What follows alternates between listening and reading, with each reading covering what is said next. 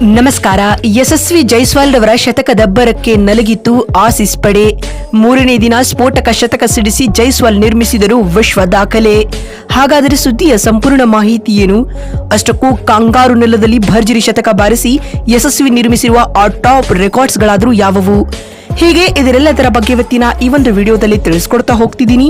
ಆದ್ದರಿಂದ ದಯವಿಟ್ಟು ಈ ವಿಡಿಯೋವನ್ನ ಕೊನೆವರೆಗೂ ನೋಡಿ.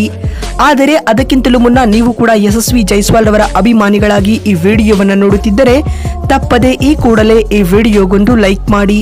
ಹೌದು, ಪರ್ತ್ನ ಓಪ್ಟಸ್ ಸ್ಟೇಡಿಯಂನಲ್ಲಿ ನಡೆಯುತ್ತಿರುವ ಆಸ್ಟ್ರೇಲಿಯಾ ವಿರುದ್ಧದ ಮೊದಲ ಟೆಸ್ಟ್ ಪಂದ್ಯದಲ್ಲಿ ಟೀಂ ಇಂಡಿಯಾದ ಆರಂಭಿಕ ಆಟಗಾರರಾಗಿರುವ ಯಶಸ್ವಿ ಜೈಸ್ವಾಲ್ ಭರ್ಜರಿ ಶತಕ ಸಿಡಿಸಿದ್ದಾರೆ.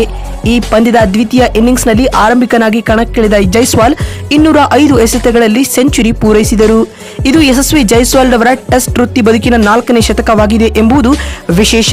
ಹಾಗೆ ವಿದೇಶಿ ಪಿಚ್ನಲ್ಲಿ ಜೈಸ್ವಾಲ್ ಬ್ಯಾಟಿನಿಂದ ಮೂಡಿಬಂದ ದ್ವಿತೀಯ ಶತಕ ಇದಾಗಿದೆ. ಅದರಲ್ಲೂ ಆಸ್ಟ್ರೇಲಿಯಾ ವಿರುದ್ಧ ಇದೇ ಮೊದಲ ಬಾರಿಗೆ 3 ಅಂಕಿ ಮೊತ್ತ ಗಳಿಸಿ ಯುವ ದಾಂಡಿಗ ಅಬ್ಬರಿಸಿ ಬೊಬ್ಬೆರೆದಿದ್ದಾರೆ. ಇದಕ್ಕೂ ಮುನ್ನ ಯಶಸ್ವಿ ಜೈಸ್ವಾಲ್ ವೆಸ್ಟ್ ಇಂಡೀಸ್ ವಿರುದ್ಧ 2019ರಲ್ಲಿ 171 ರನ್ ಬಾರಿಸಿ ಮಿಂಚಿದರು. ಇದಾದ ಬಳಿಕ ಇಂಗ್ಲೆಂಡ್ ವಿರುದ್ಧ ದ್ವಿಶತಕ ಸಿಡಿಸಿ ಮಿಂಚಿದರು ಸ್ನೇಹಿತರೆ.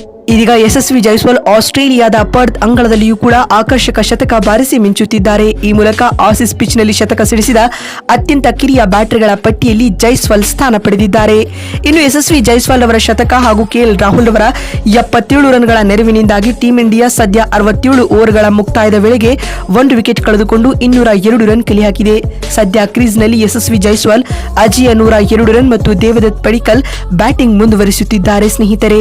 ಮತ್ತು ಇಂದಿನ ಪಂದ್ಯದಲ್ಲಿ ಜೈಸ್ವಾಲ್ ಶತಕ ಬಾರಿಸುವುದರೊಂದಿಗೆ ಪರ್ತ್ ಅಂಗಳದಲ್ಲಿ ಶತಕ ಸಿಡಿಸಿದ 3ನೇ ಭಾರತೀಯ ಆಟಗಾರ ಎಂಬ ಹೆಗ್ಗಳಿಕೆಗೂ ಪಾತ್ರರಾಗಿದ್ದಾರೆ. ಇದಕ್ಕೂ ಮುನ್ನ ಈ ಸಾಧನೆ ಸುನಿಲ್ ಗವಾಸ್ಕರ್ ಮತ್ತು ವಿರಾಟ್ ಕೊಹ್ಲಿ ನಿರ್ಮಿಸಿದ್ದರು ಎನ್ನುವುದು ವಿಶೇಷ.